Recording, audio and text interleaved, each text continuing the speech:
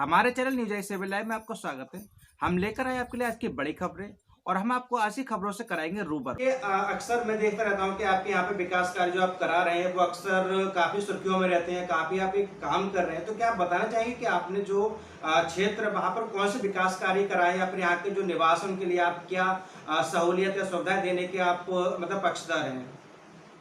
वर्तमान समय में मेरे जिला पंचायत वार्ड में करीब 26 ग्राम पंचायत और उनके मजरे हैं जी। उन 26 ग्राम पंचायतों में से लगभग 23 ग्राम पंचायत और मजरों में मैं काम करा चुका हूँ। वर्तमान समय में करीब 6 या 7 विकास कार्य अलग अलग ग्राम पंचायतों में हो रहे हैं। एक अभी हाल ही में कंदरपुर में ग्राम पंचायत कंदरपुर पड़ती है, उसमें गांव से और रेलवे लाइन तक खरंजा का कार्य पूरा हुआ है। रेवती से मऊचंदपुर के लिए खरंजा कार्य प्रगति पर है। जगन्नाथपुर से देवी मंदिर हरदासपुर तक खरंजा कार्य पड़ रहा है और एक सहवाजपुर में खरंजा कार्य जो कि स्कूल से मजार तक चल रहा है। जैसा कि इस समय भाई आपने देखा होगा कि जो हमारे यहाँ पर लॉकडाउन शायद आज से कुछ ढील दी गई, कुछ शुरुआत की गई है अनलॉक करने की। तो क्या आपको लगता है कि जो हमारी सरकार है, केंद्र सरकार, जो उन्होंने जो एक लॉकडाउन लागू किया था, क्या उसका जो परिणाम निकला है वो सकारात्मक, उसका कितने मतलब सकारात्मक उसका परिणाम निकला है? लॉकडाउन से सकारात्मक परिणाम तो निकले हैं, लेकिन जिस तरह से इस समय लॉकडाउन में ढील है, हो सकता है कि फ्यूचर में समस्याएं बढ़ सकती हैं। मैंने भी व्यक्तिगत तौर पे अपनी तरफ से बहुत सी व्यवस्थाएं करने का प्रयत्न किया है जिससे कि आम जनमानस को समस्या ना हो सके। मैंने राशन वितरण कराया है, मैंने राशन किट वितरण कराई है, अलग अलग जाके ग्रामों में मास्क बांटने का प्रयत्न किया है जिससे लोगों को समस्याएं कम से कम उठानी पड़े। जैसे कि इस समय हम लोग को देखने को मिल रहा है कि कुछ जगह पर काफी लोग परेशान है, जिसमें कि सभी मुझे लगता है कि लोगों ने एक मतलब अपना सहयोग दिया है। तो जो आप समाजवादी पार्टी से हैं, तो जो आपकी समाजवादी पार्टी के सुप्रीमो अखिलेश यादव जी हैं, उन्होंने आप लोगों को क्या निर्देश दिए हैं कि लॉकडाउन में आप किस तरीके से लोगों को सहयोग कर रहे हैं? हमारी पार्टी के राष्ट्रीय अध्यक्ष आदरणीय अखिलेश यादव जी द्वारा ये साफ निर्देश है कि कोई भी व्यक्ति आपके आसपास में भूखा ना सो पाए। उन्होंने कल ही एक इंटरव्यू में, हाल ही के एक इंटरव्यू में कहा है कि हर व्यक्ति जो लाल टोपी लगाए हुए हैं लोगों को राशन वितरण करा रहा है, उनको सुविधाएं मुहैया करा रहा है। लोग जो प्रवासी मजदूर दूर दूर से आ रहे हैं उनको खाने की व्यवस्था कर रहा है, वह अखिलेश यादव है। आंवला में विकास मेरी नज़र में तो कुछ आया नहीं है अभी तक, मैंने तो कुछ देखा ही नहीं है। जो सड़क पड़ी हुई है वो भी आदरणीय अखिलेश यादव जी की देन है, उन्हीं के समय की पड़ी हुई है। चाहे आप भमोरा से ये आंवला, ये रामनगर होते हुए शाहबाद ले लीजिए, चाहे वो अलीगंज वाली ले लीजिए, वो भी आदरणीय अखिलेश यादव जी की देन है। मेरी समझ से तो कोई विकास कार्य हुआ नहीं है। जो उन्होंने 20 लाख करोड़ रुपए का देशवासियों के लिए एक पैकेज तैयार किया है, तो आपको क्या लगता है, आपके नजरिए में वो पैकेज किस रूप में, आप उसको किस रूप में देखते हैं? पहले तो मैं कहना चाहता हूँ 20 लाख करोड़ में जीरो कितने आते हैं मुझे तो पता नहीं। दूसरी चीज़ ये कि वो 20 लाख करोड़ का मुझे नहीं लगता कि इस गरीब जनता तक कुछ अंश पहुँच पाए। हाल ही में इधर कोरोना जैसी इस महामारी से हमारा हिंदुस्तान, पूरा विश्व लड़ रहा था। इसी बीच में आदरणीय मोदी जी ने अपने दोस्तों का 68,000 करोड़ रुपए लगभग 50 उद्योगपतियों का माफ़ कर दिया। ये कहाँ का न्याय है भाई? हमें ये बताएं कि उस आम जनता पर जिसका आप खून चूस रहे हैं टैक्स के माध्यम से, उस तक क्या पहुँचा, ये मैं पूछना चाहता हूँ। जैसा कि अभी आपने कहा था कि मोदी जी ने जो मतलब लोगों का जो कर्जा माफ किया है, तो जैसा कि मोदी जी का कहना है वो कर्जा माफ नहीं किया, उन्होंने उस पैसे को बट्टे में डाल रखा है। तो आप कैसे कह सकते हो कि उन्होंने कर्जा माफ कर दिया? बट्टा और कर्जा माफ करना दोनों अलग अलग चीजें हैं। मैं तो न्यूज़पेपर के माध्यम से पढ़ा था, उसी में लिखा हुआ था कि भाई कर्जा माफ कर दिया, अब बट्टे में डाल दिया। क्यों डाल दिया बट्टे में? आप इस गरीब जनता की तरफ देखो, उनको क्यों देख रहे हो भाई? उनके पास क्या कमी है? यहाँ आदमी एक एक रोटी के लिए तड़प रहा है, वहाँ बुंदेलखंड में एक बच्चा भात भात कहते कहते मर जाता है। वहाँ तक सोचो भाई। हिंदुस्तान ये गरीब जनता से चलेगा, इस किसान से चलेगा जो कि फांसी का फंदा लटक के अपनी आत्महत्या कर रहा है, वहाँ से चलेगा, ना कि उन उद्योगपतियों से चलेगा। उनके पास क्या कमी है? दूसरी चीज ये आती है कि जैसे जो मतलब प्रधानमंत्री जी हैं वो गरीबों के लिए राशन की उन्होंने व्यवस्था कर रखी है कि महीने में वो 2 बार राशन बांट रहे हैं। लेकिन अगर राशन गरीबों तक नहीं पहुंच रहा है तो उसमें किसकी कमी हो सकती है? आपको क्या लगता है कि कोटेदार की, या फिर किसके इसमें कमी मानी जाए? इसमें तो साफ शासन की कमी है, साफ शासन की कहीं ना कहीं ढील है। पूरा सिस्टम है वो तो नीचे से ऊपर तक जो इसमें लिप्त है। गुटेदारी अकेला बेचारा थोड़ा इसमें लिप्त है, सभी लिप्त हैं इसमें। तो कुछ ना कुछ अंश इस चीज़ का, कुछ ना कुछ अंश किसी न किसी के पास तो पहुंच ही रहा हो। अच्छा, गरीब किसान के लिए आप क्या उम्मीद करते हैं कि सरकार किस तरीके से उनको सुविधा दे? गरीब किसान के बारे में आप क्या लगता है कि सरकार से आप क्या उम्मीद करते हैं जिससे गरीब किसान का फायदा हो? मैं तो ये कहना चाहूँगा, इस भाजपा की सरकार में आज समाज का दबा कुचला, वंचित, उपेक्षित, शोषित, पीड़ित, अगड़ा पिछड़ा, गरीब, अमीर, दलित, सवर्ण, हर वर्ग इस भारतीय जनता पार्टी की भ्रष्टाचार योजनाओं और इनके भ्रष्टाचार घोटालों से त्रस्त और परेशान है।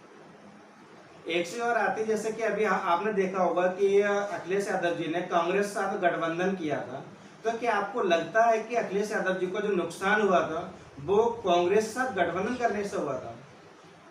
भाई, चुनाव लड़ना था विकास पर, लेकिन आप उठा के देख लीजिए, पिछली जो भी वीडियोज़ हों, जो भी इंटरव्यूज़ हों, जो भी भाषण हों भारतीय जनता पार्टी के नेताओं के, उन्होंने विकास का मुद्दा हटाकर पब्लिक को दूसरे मुद्दे पर ले जाकर रोक दिया, जो कि मुझे बताना इस समय ठीक नहीं लग रहा।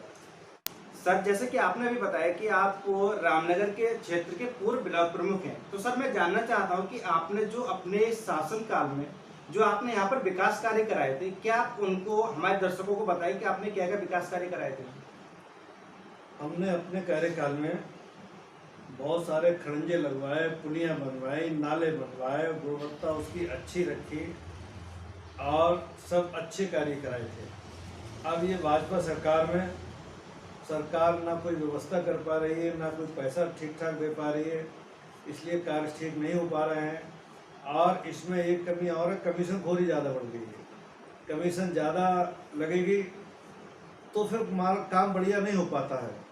कमीशन खोरी ज़्यादा हो गई है, काम कम हो रहा है। जैसा कि जो लॉकडाउन अभी लगा था, सरकारी लॉकडाउन लगाया था कोरोना जो बीमारी को लेकर, तो सर क्या लगता है आपको कि उसके जो परिणाम निकले लॉकडाउन के वो सकारात्मक थे या फिर उनका कोई प्रभाव क्या पड़ा उनका? लॉकडाउन जो लगाया था सरकार ने वो तो ठीक रहा और सही समय पे लगाया, मगर उसके बाद व्यवस्था ठीक नहीं रही इनकी। लोग बाहर फंस गए तो पैदल चलते चलते जब कितने लोगों की हत्याएं हो गई, कितने लोग पैदल भूख से तड़प रहे हैं, जनसहारे कितने लोगों को आने जाने में थोड़ी समस्या रहा। और उसके बाद भी क्वारंटाइन किए गए, तो कुछ दिन क्वारंटाइन किए गए, फिर उसके बाद सरकार की कोई व्यवस्था ऐसी नहीं रही जो ठीक रही। आपको ऐसा क्यों लगता है? जैसे कई बार हम लोग देखते हैं कि उन्होंने पहले तो बोला कि जो लोग जहाँ वहीं रुके रहेंगे, फिर अचानक उन्होंने जो श्रमिक थे उनको घर वापसी शुरू करा दी। आखिर आपको क्यों लगता है इन्होंने ऐसा क्या इनका मजबूरी रही होगी? इन लोगों की मजबूरी ये रही कि इन लोगों को जो लोग रुके हुए थे उनकी कोई खाने की व्यवस्था नहीं कर पाए। और इन्होंने कहा था कि हम लोगों के लिए फ्री भिजवाएंगे, घर तक बस की व्यवस्था करेंगे, ट्रेन की व्यवस्था करेंगे, मगर इन्होंने ऐसा कुछ नहीं किया। लोग जो वापस आ रहे हैं तो उनसे 2 गुना 4 गुना किराया वसूला जा रहा है और सरकार अखबार के माध्यम से ये कह रही है कि हम कोई किराया नहीं ले रहे हैं, लोगों को फ्री भिजवा रहे हैं, मगर उन्हीं में से लोग अपने बयान देते हैं कि हमसे 4 गुना किराया वसूल किया जा रहा है।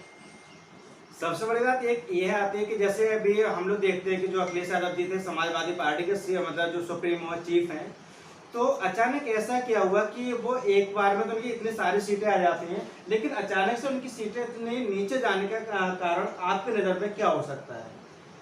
उन्होंने अखिलेश यादव ने विकास कार्य खूब कराए, विकास कार्य में आज भी उनकी चर्चा है, मगर भाजपा के लोग जो है गुमराह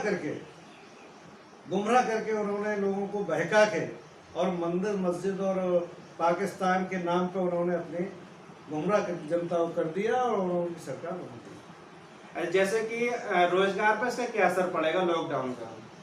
रोजगार की स्थिति, अर्थव्यवस्था बिल्कुल चौपट है और माइनस में चल रही है। छोटे व्यापारी हैं वो गरीब होते चले जा रहे हैं, बड़े व्यापारी बड़े होते चले जा रहे हैं। ये सरकार की नीति है और सरकार ने ऐसे लोगों का 68,000 करोड़ रुपया माफ किया है जो 50 आदमियों का जो अरबपति है। ये सरकार, जनता जो है किसान की सरकार नहीं है, पूंजीपतियों की सरकार है। ये सरकार का रवैया ठीक नहीं है, जनता के बीच में सब लोगों को पता लग गया, अगली बार उनको नुकसान होगा। जैसे कि ये देखने में आ रहा है कि मोदी जी ने लोगों के लिए काफी चीजें उपलब्ध कराई हैं, बहुत सारी वो सुविधाएं भी देने की बात कर रहे हैं। तो क्या आपको लगता है कि जो सुविधाएं वो उपलब्ध करा रहे हैं या फिर जिनकी वो बात कर रहे हैं वो क्या पर्याप्त हैं? मोदी जी ने जो सुविधाएं उपलब्ध कराई हैं, जो उन्होंने वायदा किया था कि हम हर गरीब के खाते में 15 लाख रुपया भेजेंगे, और 500 रुपया भेज के लॉकडाउन की धज्जियां उड़वा रहे हैं। बैंक पे लोग इकट्ठे हो रहे हैं, उनको डंडे खाना पड़ रहा है, पुलिस डंडे मार रही है। ये व्यवस्था लॉकडाउन की धज्जियां उड़ाने वाली है। सरकार की व्यवस्था कोई ठीक नहीं है। जैसा कि आपने कहा था 15 लाख वाली बात, तो वहीं उनके नेताओं को कहना है कि 15 लाख हमने देने की बात नहीं कही थी। हमने ये कहा था कि जो 15 लाख रुपए जो विदेश में जो कालाधन फंसा हुआ है, अगर वो भारत में आ जाता है तो 15 लाख रुपए हर किसी के खाते में आ जाएंगे, और ना कि हमने देने की बात कही थी। ये उनके नेताओं का कहना है। तो आप इसमें क्या कहेंगे? क्या वो इस बात को अपने पलट रहे हैं या फिर ये वास्तविकता है? ये अपनी बात को पलट रहे हैं। अगर इन्होंने काले धन वाली बात की तो काले धन पे अब तक कार्रवाई क्यों नहीं हुई? सरकार 5 साल पहले चल गई, दोबारा फिर मोदी जी की सरकार बन गई, काले धन की चर्चा अब कतई बंद हो गई। अब तो सरकार, प्रधानमंत्री जी विदेशों का दौरा करते हैं, घूमते हैं, और यहाँ कोई इस तरह की व्यवस्था नहीं कर रहा। अच्छा चांद, जो मतलब सपा सरकार थी, उन्होंने काफी एक अच्छे तरीके से राज्य में वापसी की थी, काफी अच्छी सीटें भी आई थी, लेकिन इस बार इन्हें ऐसी क्यों जरूरत पड़ गई कि इन्हें बीएसपी के साथ गठबंधन करना पड़ा? ऐसी इनकी क्या मजबूरी हो सकती है? गठबंधन की मजबूरी ये थी कि इनको ये लगा कि हम दोनों लोग मिलके अच्छी सीटों में सरकार बनाएंगे। समाजवादी पार्टी को इसका नुकसान उठाना पड़ा। बसपा से गठबंधन करने में समाजवादी को नुकसान उठाना पड़ा। जनता जो है वो नाराज हो गई, और उन्होंने कहा कि आप बसपा से क्यों मिले, इसलिए जनता ने वोट कम दिया, इसीलिए कम सीटें आई। अगली बार समाजवादी पार्टी अकेले बलबूते पर लड़ेगी और प्रदेश में सरकार बनाएगी।